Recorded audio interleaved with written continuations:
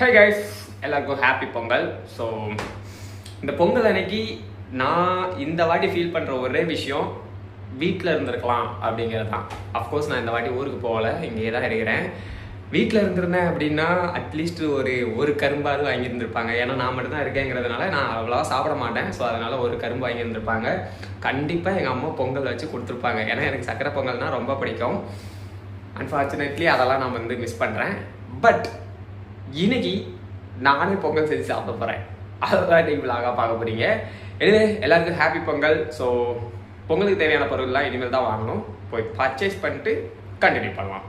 நீங்கள் பார்த்துட்டு இருக்கிறது பிளானட் ஆஃப் மைனா, நான் உங்கள் மைனா. ஸோ வாங்க என் கூட சேர்ந்து பறக்கலாம்.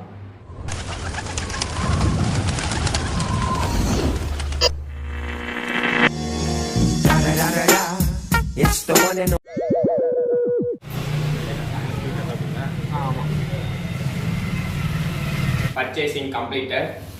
எனக்கு எவ்வளோ வெல்லம் வாங்கணும், எவ்வளோ இது வாங்கணும்னு தெரியல. 1/2 கிலோ அரிசி மட்டும் கேட்டேன். மீதி எல்லாமே அந்த அண்ணனே இவ்வளோ போட்டுப்பா கரெக்டாக இருக்கும் அப்படின்னு சொல்லி கொடுத்தாப்புல. ஆனால் வெல்லம் கொஞ்சம் அதிகமாக கொடுத்த மாதிரி இருக்குது. பட் நீங்கள் அதிகமாக இனிப்பு சாப்பிடுவீங்களான்னு கேட்டார். ஆமாண்ணே அப்படின்னேன். அப்போ ஒரு இது கரெக்டாக இருக்கும் அப்படின்னு சொல்லி கொடுத்தாப்புல. இப்போ என்ன பண்ணணும் அப்படின்னா இதை ஃபஸ்ட்டு ஊற வைக்கணும். இதையும் பருப்பும் போட்டு ஊற வைக்கணும். ஓகேவா? தேவையான பொருட்கள்: பச்சரிசி, பாசி பருப்பு, கிறிஸ்மஸ் பழம், முந்திரி பழம், அப்புறம் வெல்லம், அப்புறம் நெய். 3 பேர்த்துக்கு 1/2 கிலோ அதிகம் தானே இல்லையா?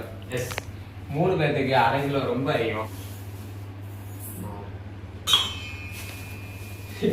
இது இன்னும் ரொம்ப நாளைக்கு என் வீட்டில் தூங்கிட்டு இருக்கும் இப்போ செய்ய. ஆனால் இப்போ மொத்தத்தையும் போடலாம். ஆனால் மொத்தத்தையும் போட்டோம்னு வச்சுக்கோங்களேன், எப்படின்னு திங்க மாட்டோம், வேஸ்ட்டாக தூர போட்டணும்.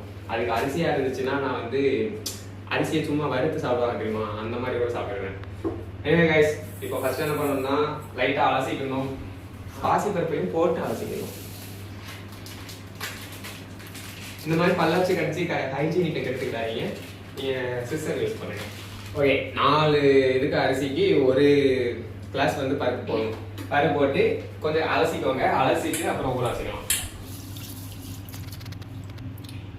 இப்போ உள்ள அரிசியில் எல்லாமே இந்த மாதிரி தான் வெள்ளை வெள்ளைன்னு வருது. நான் சாப்பாடு அரிசியும் சரி, இப்போ இந்த அரிசியும் சரி, ரொம்ப மோசம். என்ன பண்ணுறது? முந்திலாம் ஒரு அரிசி வாங்குறோன்னு வச்சுக்கோங்களேன், ஜஸ்ட் ஒரு 2 அலசினா போதும். கரெக்டாக அதில் உள்ள அந்த வெள்ளை படிமங்கள் எல்லாமே போயிடும். இப்போ உள்ளதெல்லாம் 4 வாட்டி அலசினதுக்கு அப்புறம் தான் கொஞ்சம் தெளிவே கொடுக்குது. இந்த வாரங்கள் புழு கிடக்கு. அரிசி வாங்கும்போது புழுவை பார்த்து வாங்க வேண்டும். தெரிகிறதா?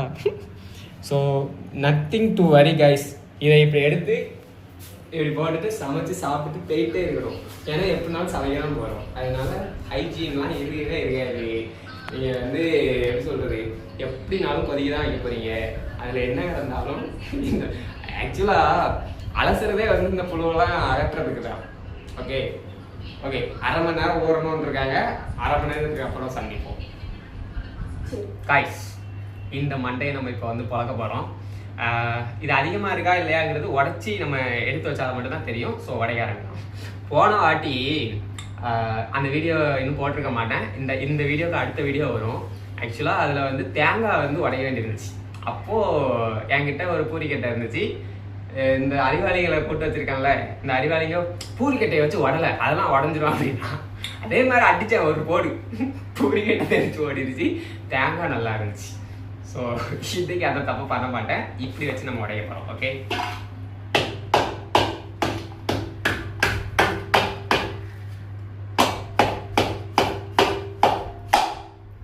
ஸ்ட்ராங்காக இருக்கு காய்ஸ், ஸ்ட்ராங்காக இருக்கு. என்ன இவ்வளோ ஸ்ட்ராங்காக இருக்கு? I got an idea. இப்போ நம்ம என்ன பண்ண போகிறோம்னா ஒரு ட்ரிக்கி பண்ண போகிறோம். என்ன பண்ண போகிறேன்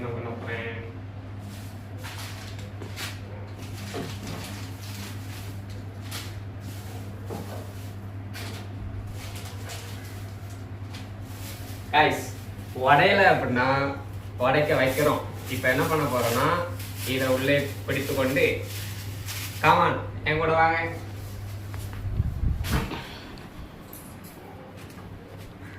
இதோ நமக்காக இருக்கிறது அம்மிக்கல். ஸோ இதில் வைத்து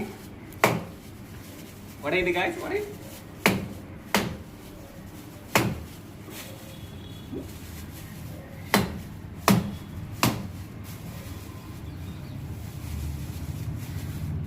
தெரித்து விடக்கூடாது என்பதற்காக நீங்கள் இப்படி பொத்தி வைத்துக் கொள்ளுங்கள்.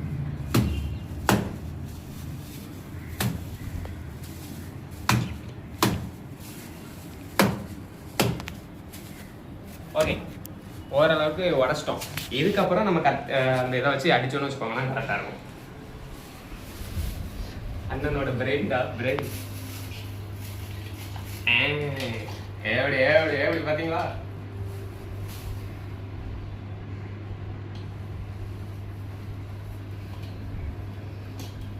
யூஸ்வலாக நம்ம நினைக்கிறோம் அடிக்கும் போதுல உடையும் அப்படின்னு சொல்லிட்டு. இந்த மாதிரி ஐட்டம்லாம் எப்படி தெரியுமா, அடிக்க அடிக்க ஹீட் ஆகுமா, ஹீட் ஆகும் போதுல உங்களுக்கு வந்து அது ஒட்ட தான் செய்யுமே தவிர உடையாது அவ்வளோ சீக்கிரம். ஸோ நீங்கள் தான் கரெக்டாக பார்த்து உடையணும். அண்டு இது கொஞ்சம் கம்மியாக தான் இருக்குது, இன்னும் கொஞ்சம் போட்டுக்கலாம்.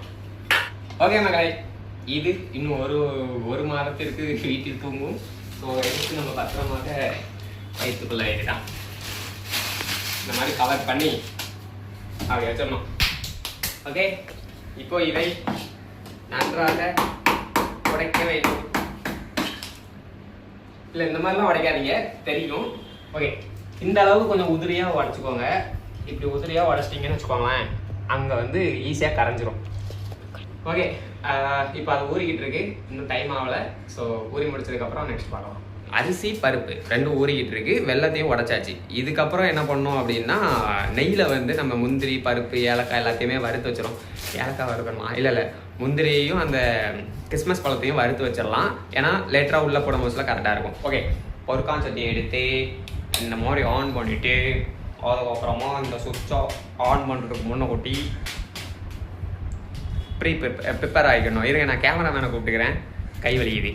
ஆக்சுவலாக கைஸ், உடம்பு வந்து சுறுசுறுப்பாக இருக்கிறதுக்கு என்ன பண்ணணும்னா, காலையில் ஒரு பிளாக் டீ எடுத்துக்கிட்டு அதில் நெய் கலந்து குடித்தோம் அப்படின்னா உடம்பும் வைக்கும், ப்ளஸ் சுறுசுறுப்பாகவும் இருக்கும்னு சொன்னாங்க. ஆனால் நெய் இருக்கிற ரேட்டுக்கு நெய்யெல்லாம் வாங்கி நம்ம என்ன பண்ண போகிறோம் அப்படின்னு சொல்லிட்டு நான் அதை வாங்குறது கிடையாது. ஸோ இன்னைக்கு வாங்கிட்டேன். இதுக்கப்புறம் எப்படி உடம்பு வைக்கிறது மட்டும் பாருங்க. ஓகே, நெய் வந்து ஊற்றியாச்சு.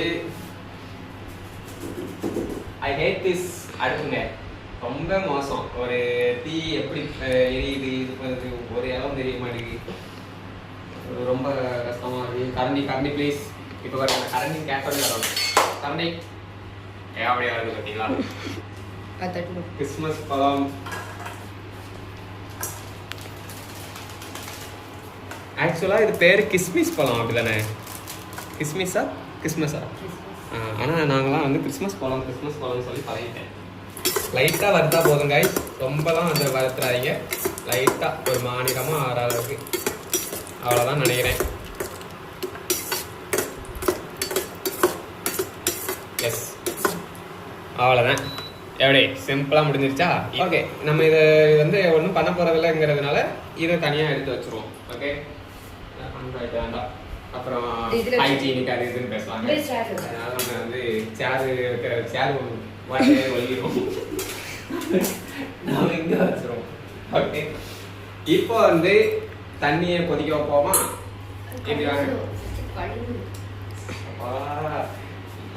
என் லாகில் எல்லாரும் ஹைஜீனிக்காக இருக்காங்க கைஸ், அதெல்லாம் தாங்க முடியல.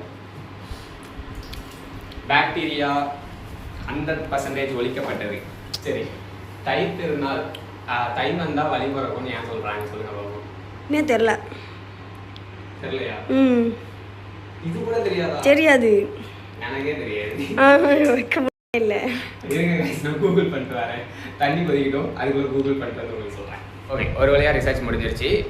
தை பிறந்தால் வழி பிறக்கும்னு ஏன் சொல்கிறாங்க அப்படின்னா, மார்கழி மாதம் முடியுது இல்லையா, முடிஞ்சதுக்கு அப்புறமா தை வருது. ஸோ மார்கழி மாதம் இருக்கக்கூடிய பனியில் பார்த்தீங்க அப்படின்னா அந்த ரோடெலாம் நல்லா தெரிகிறது, அந்த மாதிரிலாம் இருக்காது இல்லையா. ஸோ மார்கழி முடிஞ்சதுக்கு அப்புறமா ரோடெலாம் கிளியர் ஆகி ஒரு வழி பிறகுது இல்லையா, அதனால தை பிறந்தால் வழி பிறக்கும்னு சொல்லுவாங்க.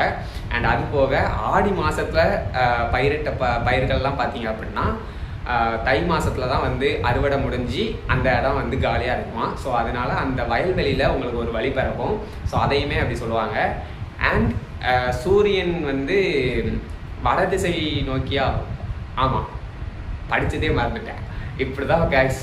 இதுக்கு தான் நான் வந்து பரீட்சை எழுத போகும்போதுல அந்த 5 நிமிஷத்துக்கு முன்னாடி படிக்கிறது தான். ஏன்னா அப்புறம் தான் ஞாபகம் இருக்கும்.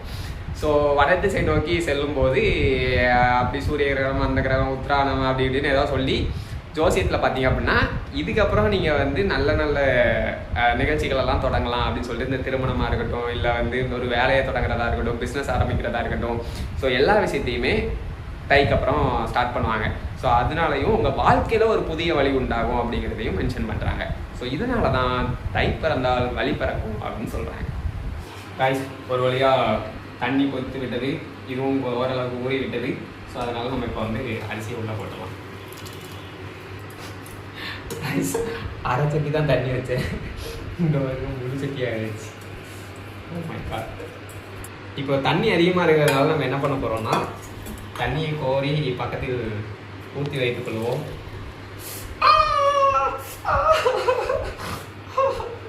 அந்த வெக்கையே செம சூடாக இருக்கு. இருந்தாலும் நாங்கள் ஊற்றுவோம். ஒரு ஆம்பளை பையன் இதுக்கெல்லாம் வந்து அழகலாம். ஆனால் நீ அலறுவ.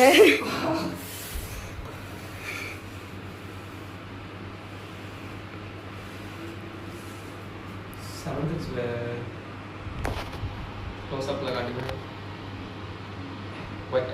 ரோஸ் கலரில் ஆயிடுச்சுல்ல. ஓகே, கொதிக்கிட்டோம். நல்லா வந்து அது என்ன சொல்லுவாங்க, கொலைய விடணும். நல்லா கொலைய விட்டதுக்கு அப்புறம் தான் நம்ம வந்து அடுத்த வெள்ளத்தை போட்டு கிண்டணும். ஓகே, வெயிட் பண்ணுவோம். 30 minutes லேட்டர். கைஸ், சட்டியில் இப்போ தான் போட்டோம், அதுக்குள்ளே நுர தள்ளுது. செத்துருவான்னு நினைக்கிறேன். இவன் செத்துட்டு பொங்குவானா இல்லை பொங்கிட்டு சாவானான்னு தெரில, பார்க்கலாம். நல்லா வெந்துருச்சு, நல்லா குழஞ்சிருச்சு. இதுக்கப்புறம் நம்ம வந்து வெள்ளத்தை போட வேண்டாம். ஸோ நம்ம 4 கிளாஸ் அரிசி போட்டோமா, ஸோ அதுக்கு ஒரு 2 கிளாஸ் வெல்லம் போட்டோம் அப்படின்னா கரெக்டாக இருக்கும். ஸோ 1 கிளாஸ் வெல்லம் அண்ட்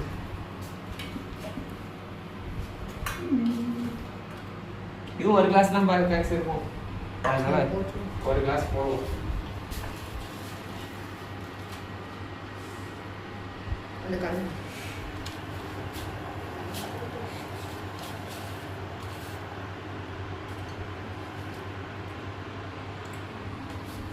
அருமையாக உள்ளது.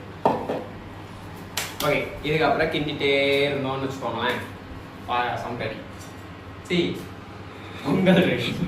என்ன பண்ணுறோங்கிறது ஆக்சுவலாக அதுக்கு பேர் நம்ம ஊரில் பாயாசம் தான். கோயிலில் பாயாசம் கொடுப்பாங்கன்னா ஓடியே போய் வாங்குவோம். பொங்கல் வந்துட்டு இந்த வெண்பொங்கல் தான் பொங்கல்னு சொல்லுவோம். நானும் எனக்கே அதான் டவுட்டு.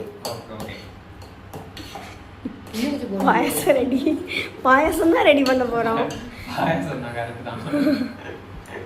ஸோ வெல்லம் பத்தாது, அதனால பார்த்தீங்கன்னா உடச்சிட்டு இருக்காப்புல. ஸோ நம்ம அதுக்கு முன்னாடி நெய் ஊற்றிடலாம்.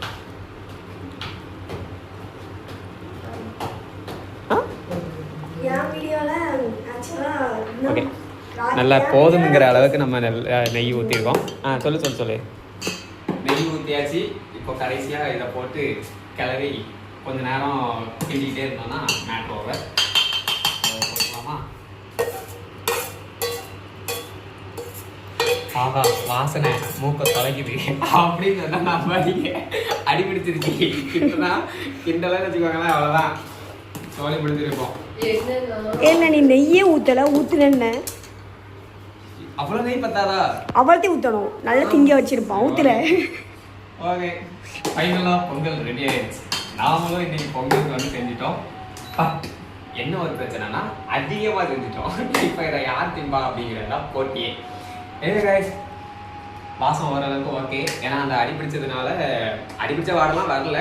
பட் அதுவும் இந்த நல்ல வாசனையும் ஒன்றுக்கு ஒன்று மோதி இருக்கிற வாசனையை வந்து பிரேக் பண்ணிடுச்சு. ஸோ இப்போ வந்து சாப்பிடலாம். எல்லாருக்கும் ஹாப்பி பொங்கல். ஓகே, எல்லாருக்கும் தட்டில் வந்து வச்சுருவோமா? எல்லாம் ஓவர். டேஸ்ட் பார்த்துருவோமா?